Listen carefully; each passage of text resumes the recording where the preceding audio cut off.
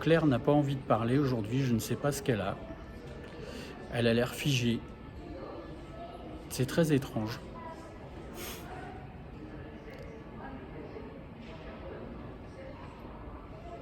Tu m'entends, Claire ?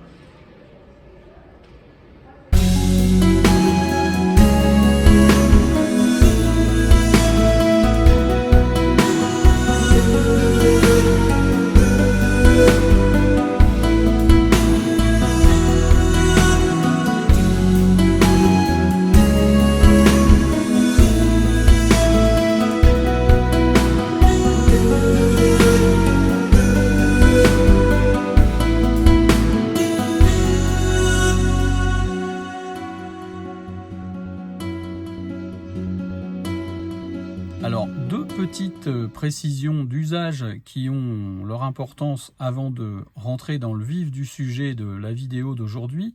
Je te rappelle qu'il y a déjà 2 épisodes concernant le Challenger V210 Sport Edition qui ont été publiés sur notre chaîne, que je t'invite bien sûr à aller visionner si ce n'est pas déjà fait. Ça, c'est la première chose. Et puis, la deuxième chose, je te rappelle aussi ça.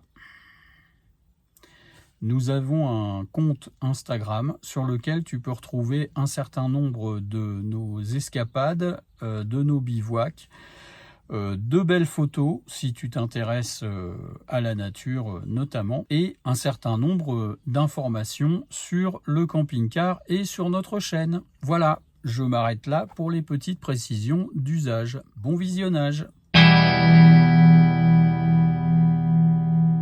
Bien, voilà, on s'apprête à dire au revoir à notre grand California. J'espère pour le meilleur avec le nouveau. Et sans le pire. Pas mal. Et puis, à tout de suite. Prise en main ce matin du nouveau véhicule. Alors Dominique est tout content. Il teste. Alors c'est en direct. On vient vraiment de sortir de la concession.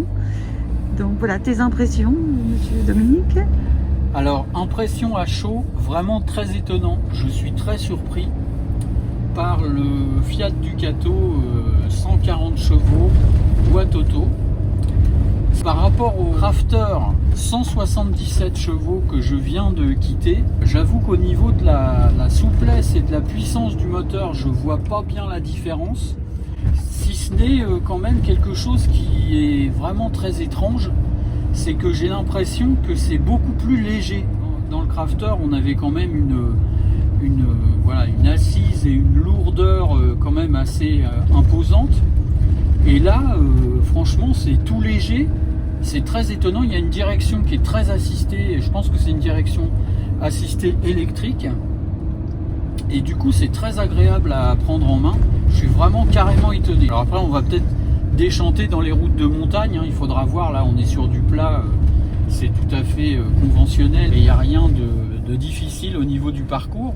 Mais franchement, à prendre en main comme ça, à chaud, je suis vraiment étonné. Si j'avais su ça plus tôt et si j'avais vu ça plus tôt, voilà. C'est bon. Alors, à confirmer, bien sûr. Tiens, là, il y a des belles petites alpines. Ça, c'est encore autre chose. Mais non, je suis vraiment content parce que je craignais, franchement, c'était ma hantise de me retrouver de nouveau avec un truc pachydermique et qui ne se bouge pas. Et là, franchement, on n'a pas du tout cette impression. On se rapproche vraiment de l'automobile. C'est particulièrement souple et surtout très léger. Et franchement, il n'y a pas du tout de souci au niveau de la puissance. Ça part tout seul. Je suis très étonné. Après, je vais quand même comparer le poids sur les fiches techniques des 2 véhicules. Je pense que c'est essentiellement là que ça doit se situer, la différence. Et en tout cas, pour l'instant, je suis bluffé et plutôt séduit. C'est maniable en plus. Non, franchement, la boîte auto, il n'y a pas d'à-coup. Ça passe tout seul. C'est vraiment pas mal, quoi.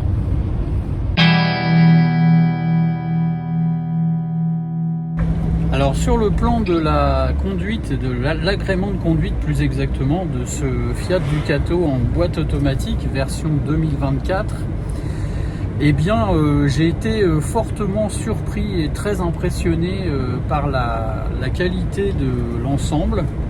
D'abord le moteur, c'est un moteur 140 chevaux diesel, turbo diesel. Sa principale qualité, c'est le couple. C'est un moteur qui est vraiment très coupleux. On n'est jamais en retard de puissance quand on a besoin de doubler. Alors évidemment, on ne roule pas à 190 avec un fourgon aménagé, mais on n'est jamais à court de puissance. Ça, c'est toujours sympa. Et nous qui faisons énormément de montagnes, puisqu'on y habite, vous le savez bien, c'est pour nous un avantage non négligeable. Même dans les côtes, il y en a quand même beaucoup par ici, on ne se traîne jamais. Et ça, c'est quand même assez surprenant parce que si vous avez regardé nos vidéos précédentes, vous savez que dans un passé relativement récent, nous avons eu un fourgon aménagé qui était un peu du même type que celui-là, mais en 5,99 m. C'était un Globcar, donc c'est une sous-marque de la marque Possol. Et il était monté sur Citroën Jumper, alors là pour le coup avec une boîte mécanique en 165 chevaux.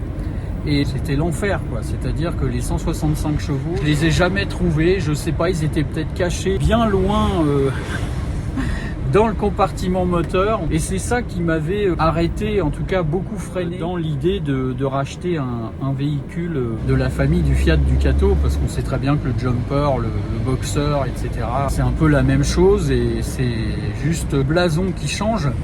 Mais en fait, c'est pas la même chose. Ils sont pas équipés du même bloc moteur et ça change véritablement tout. Donc là, on est vraiment sur un Fiat avec une boîte auto 9 vitesses, excusez du peu. Alors l'intérêt des 9 vitesses, il est relativement limité. On en aurait 6 ou 7, je pense que ça changerait pas grand chose au problème. Mais ça donne quand même une allonge, notamment quand on roule à plus de 90. Ça permet un certain nombre de choses. La première, c'est de limiter un peu la consommation. Et puis peut-être la deuxième, c'est aussi de limiter le bruit dans l'habitacle. J'allais venir justement à ce chapitre-là. Le bruit moteur, vous l'entendez, là, alors je roule pas vite, je roule à 50 et je suis à 2000 tours, même pas. Je sollicite pas beaucoup la mécanique, mais même quand on la sollicite beaucoup, on a quand même un moteur qui est extrêmement silencieux. Là, je roule avec la vitre ouverte, on s'entend tout à fait parler. Si on veut écouter de la musique, eh bien, ça fait sans problème. Alors, si on reprend un petit peu le détail de la boîte de vitesse, c'est une boîte de vitesse automatique séquentielle, c'est-à-dire que si on le souhaite, on peut aussi passer les vitesses soi-même. Alors là, il n'y a pas de palette au volant, c'est pas comme dans une Alpine, dans une Porsche. On passe les vitesses avec le levier de vitesse, soit en tirant, soit en poussant, selon qu'on veut passer les vitesses ou rétrograder. Et tout ça sans débrayer. Ça, c'est le levier de la boîte de vitesse automatique 9 vitesses avec le sélecteur de mode de conduite ici. Donc c'est intéressant ça, le côté séquentiel en camping-car, quand on fait de la montagne notamment. Parce que ça permet de décider à quel moment on passe la vitesse, notamment quand on descend l'école. Ça permet de se mettre au bon régime et puis d'avoir un frein moteur conséquent si on le souhaite. Alors la boîte automatique a aussi cette fonction de frein moteur aussi intégrée dans l'histoire. Mais c'est quand même un petit peu moins efficient que si c'est vous qui décidez à quel moment vous rétrogradez et à quel moment vous utilisez le frein moteur ou le frein tout court. Le côté boîte auto en séquentiel, c'est intéressant parce que justement ça permet de reprendre la main sur les passages de rapport et ça, dans certaines circonstances, ça peut être quand même très avantageux. Si je passe en mode séquentiel là pour par exemple descendre une côte, donc je pousse le levier vers la gauche et c'est moi qui gère le passage des vitesses. Donc là je suis en deuxième. Si je veux passer en troisième, je tire le levier vers moi. Et là j'ai un gros virage avec une descente. Si je veux repasser en seconde, je pousse le levier vers le tableau de bord.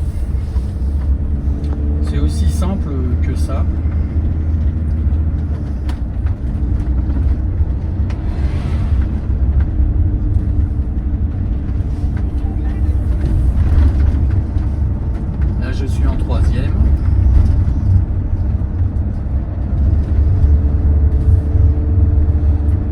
boîte ne passe pas les rapports elle-même automatiquement, c'est moi qui gère.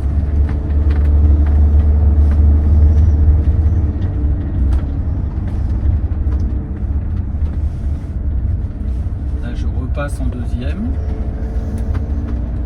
Au-delà de ça, si on reste en boîte automatique, bien là c'est le véhicule qui passe les vitesses tout seul, hein, bien sûr. Il y a deux lois de passage de vitesse, il y a un mode normal et un mode sport. Le mode sport, je l'ai testé, ça change pas véritablement grand-chose. Il permet d'aller un petit peu plus dans les tours. Mais bon, dans un véhicule comme ça, j'avoue que le mode sport, il n'est pas franchement très utile. En tout cas, moi je l'utilise quasiment jamais. Le mode normal en boîte auto, il est tout à fait efficient. Les lois de passage de rapport sont très bien gérées et ça a été très bien étudié par rapport justement au moteur 140 chevaux. Et je pense qu'il y a une adéquation et une osmose entre le moteur et la boîte qui est vraiment très étudiée et très optimisée. Et ça favorise vraiment le confort de conduite. Et surtout dans un véhicule comme celui-là, ce qui est important, c'est de ne pas être complètement sollicité toutes les 5 minutes. Alors pour les gens qui hésitent à opter pour la boîte auto, franchement, je ne saurais trop vous conseiller d'aller là-dessus parce que dans un véhicule de loisir comme celui-là, qu'on utilise quand on est en vacances, donc quand on a envie de poser, quand on a envie d'être apaisé, on va dire, aussi bien dans la conduite du véhicule qu'on a dans les mains que dans toute autre chose, eh bien la boîte auto c'est un plus quand même non négligeable. Alors je peux en parler parce que j'ai eu les deux avec à peu près le même véhicule. On remonte souvent en Normandie puisque c'est de là qu'on est originaire à la base. Pour remonter en Normandie depuis la Haute-Savoie, il y a environ 800 km. Je peux vous dire que faire 800 km de route à proprement parler où il n'y a pas véritablement d'intérêt touristique, on fait la route d'une traite parce qu'on a envie d'arriver le plus rapidement possible. Et bien quand on fait la route avec ce véhicule qui est équipé de la boîte auto, j'arrive plutôt, puisque c'est essentiellement moi qui conduis, en Normandie frais et dispo, et la réciproque est vraie aussi quand on redescend dans les Alpes. Si on me demandait de reprendre le Grand California pour son côté agrément moteur, franchement j'irais même pas là-dessus parce que ça se justifierait pas. J'ai vraiment eu cette impression de passer d'un truc vraiment lourd, même si la puissance était au rendez-vous avec le Grand California, à quelque chose de beaucoup plus léger et de beaucoup plus maniable avec le Ducato. J'en ai terminé avec la grande fluidité et la grande précision de la boîte automatique. On va maintenant passer à autre chose qui est aussi très important et qui est une caractéristique très intéressante de ce Ducato 2024. C'est l'assistance de direction électrique. Quand je parlais de l'impression de légèreté que j'avais eue quand j'avais pris le véhicule au sortir vraiment de la concession où j'ai laissé le Volkswagen Grand California, c'est vraiment une caractéristique majeure de ce Fiat Ducato. On tourne le volant vraiment comme ça, il n'y a même pas besoin de le tenir à deux mains. D'ailleurs, je conduis rarement à deux mains. Mon épouse me dit souvent tiens ton volant à deux mains. Bon, même en montagne, là, j'avoue que c'est super appréciable et ça participe aussi, en même temps que la boîte auto, au confort de conduite, à la situation assez reposante qu'on a au volant d'un véhicule comme celui-là. Franchement, la direction assistée électrique, elle est absolument géniale. Aussi bien pour conduire en tout temps que pour manœuvrer, parce que c'est vrai que quand on a un véhicule un peu long et un peu large, quand on fait un créneau ou quand on se gare dans un endroit un peu exigu, on apprécie de ne pas avoir à tourner le volant dans tous les sens et puis avoir une direction assez directe et assez facile à utiliser. Et bien là, on est complètement là-dedans. Alors pour manœuvrer, voilà, facilité de tourner le volant, la direction électrique. C'est vraiment super cool. Je tourne ça d'une main sans aucun souci.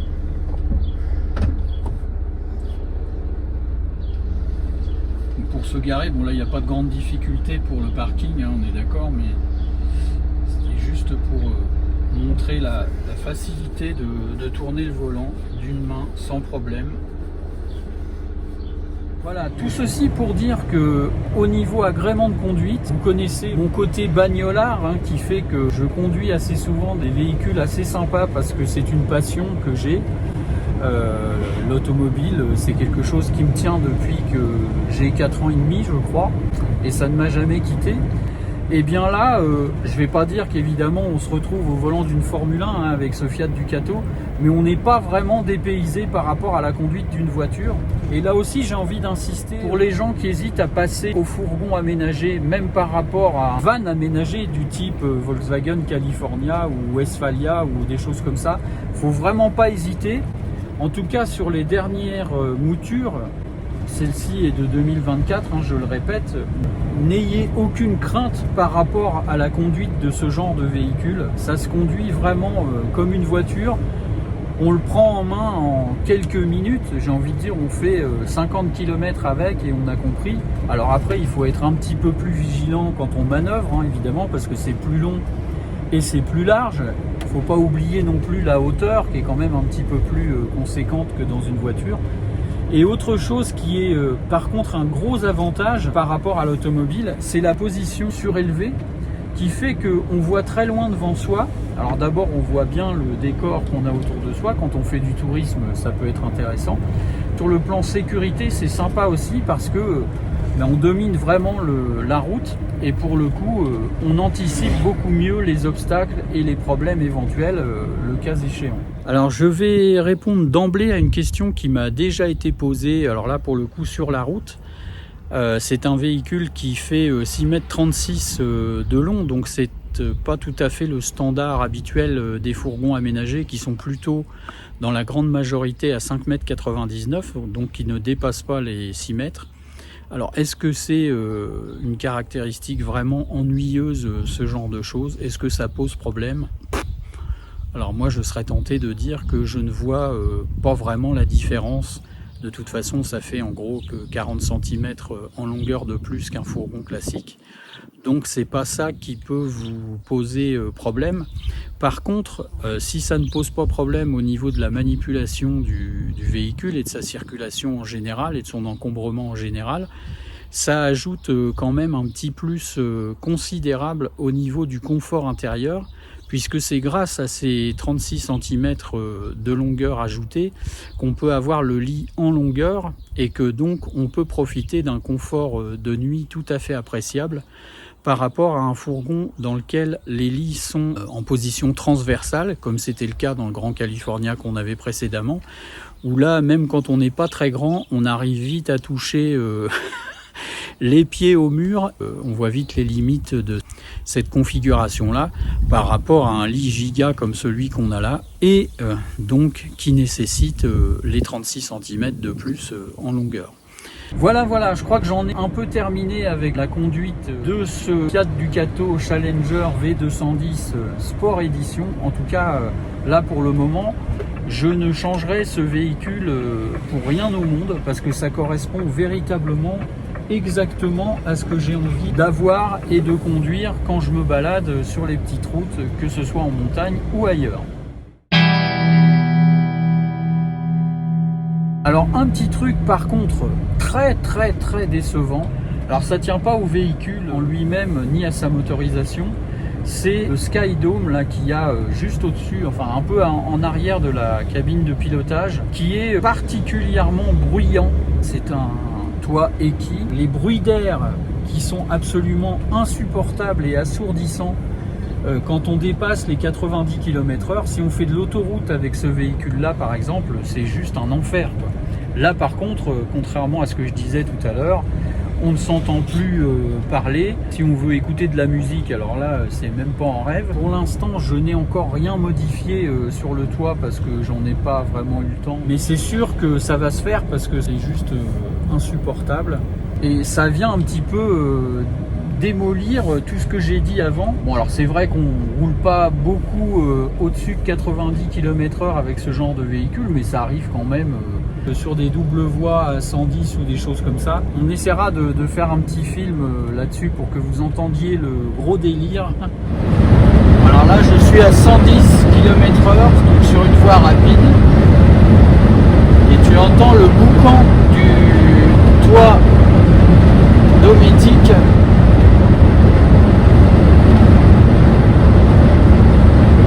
Alors c'est dommage parce que le moteur en lui-même ne fait pas de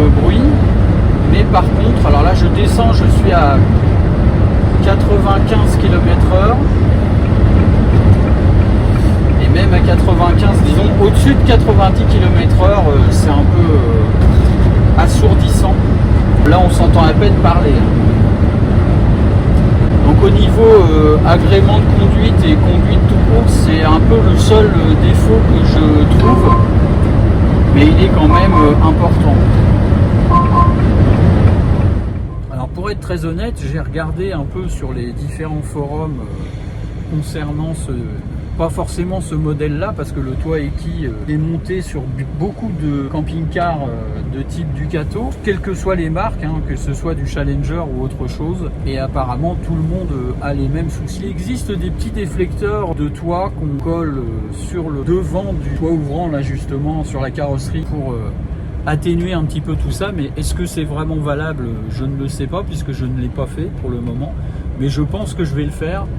Parce que là, pour l'instant, j'ai juste essayé de colmater un petit peu les trous qui laissent passer l'air avec une sorte de joint pour vitrage, mais c'est a priori pas très efficace. Donc, Mister Challenger, si tu m'entends, essaie de gommer un petit peu ce défaut-là, parce que ça casse un petit peu le délire de tout le reste, et c'est dommage parce que c'est un petit détail. À compter que le déflecteur dont je parlais tout de suite soit utile, ils auraient pu effectivement faire la dépense, ça coûte 50 balles, ils auraient pu le monter d'origine dessus sur le véhicule, ce qui aurait été quand même un petit peu plus sympathique et un petit peu plus respectueux des clients, compte tenu du prix du véhicule qui n'est quand même pas, encore une fois, donné.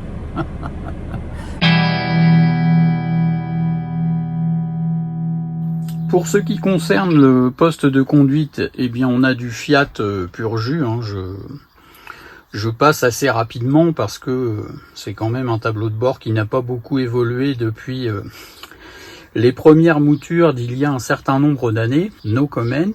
Voilà, donc c'est du plastique dur, hein, c'est façon utilitaire. Au niveau du volant, je regrette, compte tenu du prix du machin, qu'on n'ait pas eu droit à un petit volant gainé cuir, parce que c'est quand même plus agréable et plus typé, on va dire, automobile et un peu plus haut de gamme que le fourgon de base qui sert aux menuisiers ou aux maçons. Au niveau du tableau de bord, c'est tout ce qu'il y a de plus sommaire. Bon, il y a quand même un ordinateur de bord, mais il faut pas aller chercher trop loin dans le détail. Après, bon, c'est pas ce qu'on recherche sur ce genre de véhicule. On a un beau combiné multimédia Pioneer, Apple CarPlay et Android Auto, hein, bien sûr, qui fonctionne plus ou moins mal, car pour l'instant, autant avec Waze qu'avec Coyote, ça ne fonctionne pas exactement comme ça devrait. Je pense qu'il doit y avoir une mise à jour à faire sur le système, mais je ne trouve pas comment la faire. D'ailleurs, au passage, si certains d'entre vous ont ce véhicule et qu'ils connaissent la marche à suivre pour faire la mise à jour du combiné multimédia Pioneer, là, eh bien, n'hésitez pas à me le dire, parce que moi, je cherche et je ne trouve pas. Et ce qui est très embêtant, c'est que transfert d'image. Bon, là, je suis sur Coyote, par exemple, je suppose que tout le monde connaît. Le transfert d'image du téléphone vers l'écran Pioneer, là, se fait de façon complètement aléatoire. C'est-à-dire, par exemple, là, je suis ici, il n'y a pas de route, alors qu'il y en a une. Et puis, la plupart du temps, ça nous indique des vieux trucs. Alors, les directions sont bonnes. Les directions qui sont données, communiquées oralement sont bonnes, mais par contre, le transfert d'image, c'est n'importe quoi. Et ce que j'ai pu lire sur les différents forums que j'ai parcourus, c'est quelque chose qui est assez récurrent, et il faut faire la mise à jour du système, mais encore une fois, je ne trouve pas comment. Alors c'est embêtant, parce que du coup, ça fausse un peu le truc, d'autant plus qu'il n'y a pas de GPS intégré dans le combiné en question. C'est juste un combiné multimédia qui permet d'avoir accès à tout ce qu'il y a en Apple CarPlay sur le téléphone, et puis à quelques fonctions automatisées du véhicule, mais qui sont très limitées.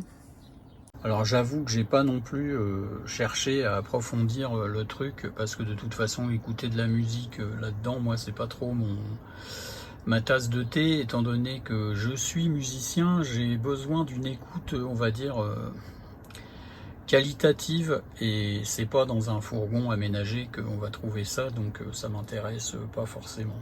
Voilà, donc on a tout un tas de trucs, on peut avoir donc accès au téléphone, accès à la musique qui est sur le téléphone. Donc là je suis en Apple CarPlay, hein, bien sûr, donc les messages SMS. Et puis donc on a l'interface Pioneer en question qui propose tout un tas de trucs, mais donc j'ai pas vraiment saisi la logique.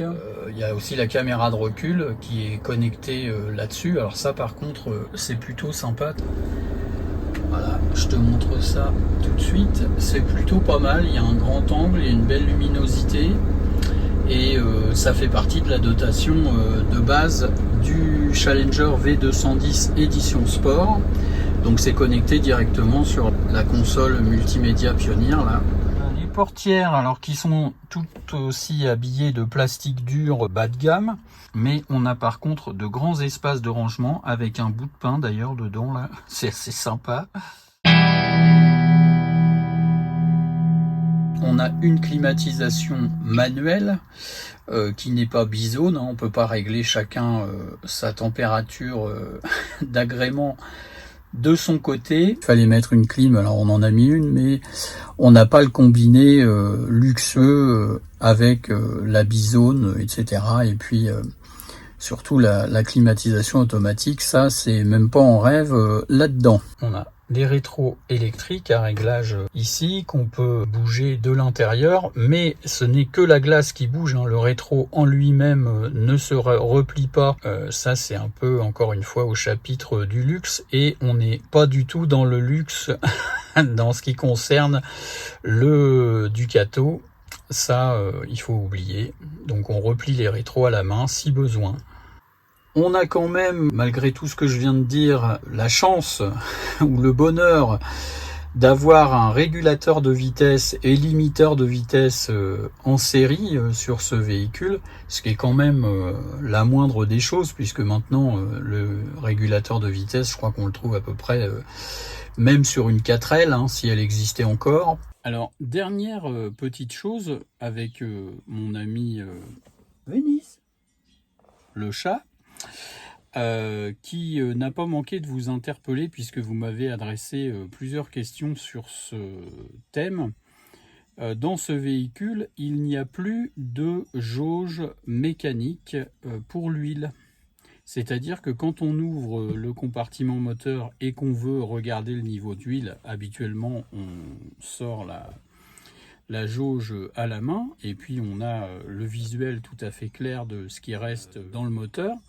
Ça a disparu. Alors je suppose que c'est le cas sur un certain nombre de nouveaux modèles, aussi bien de véhicules utilitaires que d'automobiles d'ailleurs. Je n'ai pas vérifié, hein, vous me direz si c'est le cas pour le véhicule que vous avez dans votre garage. Toujours est-il que sur le Ducato 2024, il n'y a plus cette jauge mécanique. C'est une jauge électrique ou électronique qu'on a au tableau de bord et qui est censé indiquer le niveau d'huile dans le moteur. Alors pour l'instant, moi je n'ai pas eu de problème particulier avec ça, mais j'ai lu sur un certain nombre de forums, et c'est d'ailleurs vous qui m'avez alerté sur ce point à travers les questions que vous m'avez posées. Il semblerait que la jauge électronique en question soit quand même assez aléatoire sur le plan de l'indication qu'elle donne sur le niveau d'huile dans le moteur. Et ça c'est un petit peu embêtant parce que ça peut induire en erreur les gens qui pensent que finalement il y a un problème à ce niveau-là dans le véhicule alors qu'il n'y en a aucun. Et comme vous le savez, s'il n'est pas recommandé de rouler avec un moteur qui manque d'huile, il n'est pas non plus recommandé de rouler avec un moteur dans lequel il y a trop d'huile. Il y a un certain nombre d'utilisateurs du Fiat Ducato 2024 qui se plaignent de cette jauge électronique parce qu'elle est effectivement très aléatoire et il faut quelquefois plusieurs jours pour que, après que le niveau d'huile qui a été fait, peut-être à tort d'ailleurs, puisque comme on ne sait pas trop exactement s'il en manque ou s'il n'en manque pas, on a tendance à en remettre un petit peu pour être sûr. Et en fait, le niveau d'huile électronique ne remonte pas systématiquement juste après que l'appoint ait été fait. Ce qui fait que quelquefois, j'ai notamment vu une personne qui disait que elle a dû effectivement faire cet appoint, mais un peu un peu à la barbare, et du coup le véhicule a eu un gros souci parce qu'il y avait beaucoup trop d'huile dans le compartiment moteur. Alors voilà, tout ceci pour dire que si vous avez vous-même rencontré ce genre de souci et que vous avez la parade à tout ça, eh bien ça peut être intéressant de nous le communiquer, parce que moi ça m'intéresse déjà à titre personnel, puisque je possède ce véhicule, mais je pense que ça ne manquera pas d'intéresser également d'autres utilisateurs qui se posent peut-être des questions à ce sujet. Et donc pour terminer là-dessus, il semblerait aussi que les concessionnaires Fiat, qui sont amenés à reprendre les choses en maintenance si jamais il y a un problème, ne soit pas très au fait non plus de ce qu'il convient de faire ou pas avec cette jauge électronique qui semble effectivement très peu précise. Bien les amis, on va se quitter sur ces bons mots avec le magnifique soleil d'aujourd'hui qui incite à la balade dans ce très beau Challenger V210 Sport Edition. C'est plutôt luxueux d'aller se balader et d'aller bivouaquer. C'est ce qu'on va faire. Je te dis donc à la semaine prochaine. Prends bien soin de tous ceux que tu aimes et à bientôt sur la chaîne. Salut!